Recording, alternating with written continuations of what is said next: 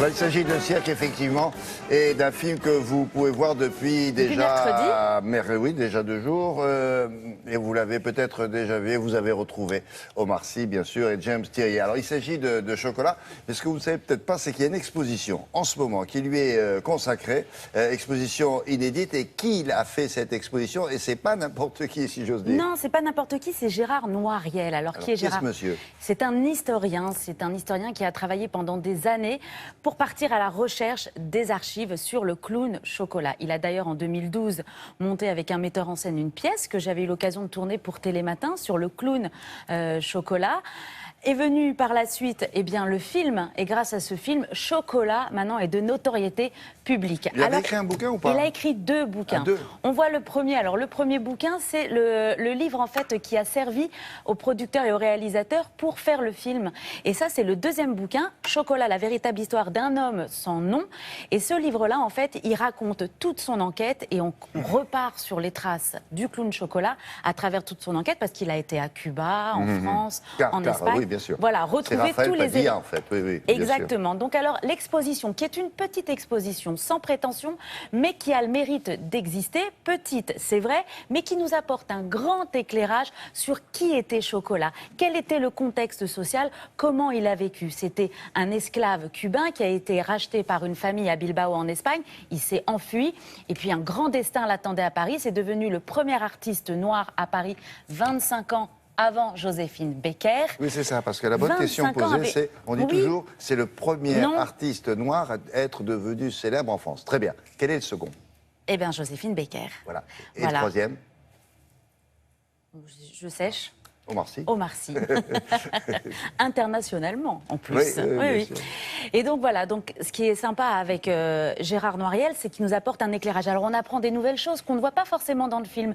Comme par exemple, le clown Chocolat travaillait dans les hôpitaux de Paris pour aider les enfants à sourire et à mieux supporter la maladie et la douleur. Et il y a une superbe photo de lui dans ces hôpitaux de Paris. Et il nous raconte aussi que quand il a été par exemple fouillé dans les archives des hôpitaux, les médecins écrivent noir sur blanc, le clown Chocolat nous aide vraiment à soigner les enfants. Le rire leur fait du bien. Du rire santé. C'est lui, exactement. Bon, c'est lui qui a inventé tout ça. Allez, direction la Maison des Métallos à Paris.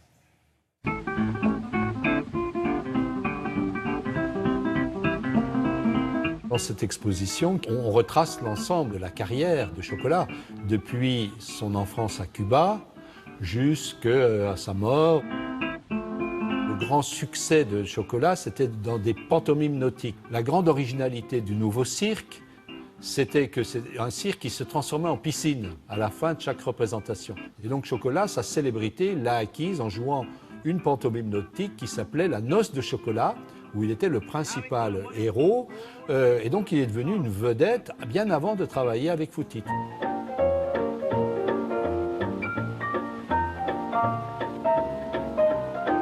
Quand Chocolat arrive à Paris, c'est en 1886, donc si vous voulez, on est dans un contexte où le nombre des Noirs en France est très faible.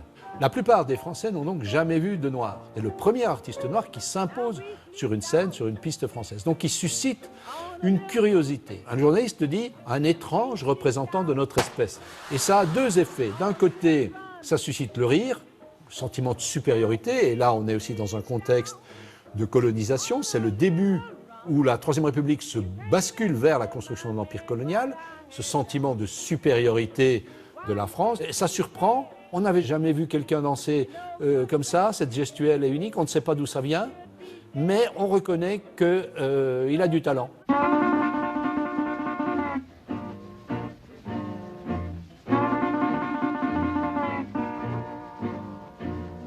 Cette gestuelle, eh bien, elle vient de la culture africaine. L'esclavage a duré beaucoup plus longtemps à Cuba qu'aux États-Unis. Et Raphaël, il a vécu la traite négrière. Et donc, c'est marqué par la danse, par la gestuelle, par les mouvements saccadés. Clown Chocolat, 2 fois par semaine, pendant plusieurs années, il a joué dans les hôpitaux de Paris pour soulager les enfants malades. Et ça lui a valu la médaille du mérite, remise par un représentant de l'État républicain. le duo Foutit et Chocolat, c'est beaucoup moins déséquilibré qu'on ne le croit ou qu'on ne le dit dans les histoires du cirque et dans les dictionnaires. Il suffit de regarder attentivement les films pour voir que Chocolat prend des baffes, oui, mais il en donne aussi. Le rôle de Chocolat est beaucoup moins caricatural que ce qu'on a dit jusqu'ici. C'est aussi important de réhabiliter son histoire, de s'en souvenir. Bien là, on a un exemple de réussite du vivre ensemble. C'est terrible ces documents, on ne le connaissait pas tous. Hein. Non. C'est jusqu'à la fin du C'est mois très de court, février, voilà. hein, si vous passez par là. Ça s'appelle la Maison des Métallos, pas très connu, à Paris. La Maison des Métallos. Des Métallos, tout à fait. Vous verrez cette exposition-là, inédite, donc évidemment. Gérard Noiriel, et si vous voulez plus d'infos, il y a un site internet, clown-chocolat.com, et vous aurez toutes les infos historiques sur le clown. Merci, Myriam. Ça fait parler sur la toile aussi, et c'est Laura Dureb qui a repéré ça. Il s'agit de quoi? Il s'agit d'Instagram, qui lance sa première web-série, William. Alors, le principe est simple, sur 28 jours, chaque jour à 17h, est postée une petite vidéo qui représente un épisode de la série, une vidéo de 15 secondes.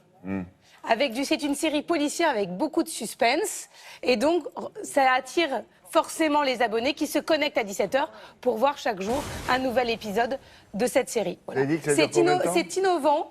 Pardon ? Ça dure combien de temps chaque épisode? Chaque petite vidéo dure exactement 15 secondes et la série au total dure 7 minutes. Vous regardez un épisode par jour.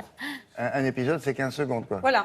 D'accord. Dans une société où on est un peu pressé et on garde tout son temps pour Télématin. On peut regarder les 7 minutes ensemble. Il faut attendre le 28 février. Il faut attendre le 28, d'accord. Voilà. Non, c'est bien. Faut être pressé. Hein. C'est ça. Merci. Allez, la météo maintenant avec Patricia Charbonnier. Ça, c'est immédiat, vous allez voir. Évadez-vous devant la météo avec Fram.